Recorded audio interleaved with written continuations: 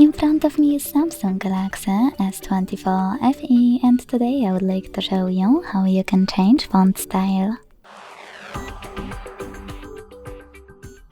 Begin by launching Settings and scrolling down to hit Display. Then scroll down again to tap on Font Size and Style.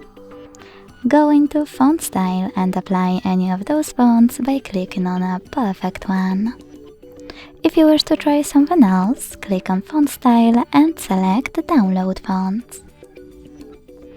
Then click on this icon next to the one you wish to download, or click on it and select Install at the bottom.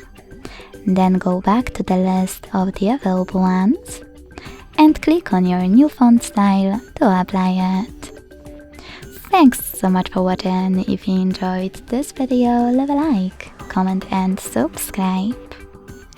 Bye!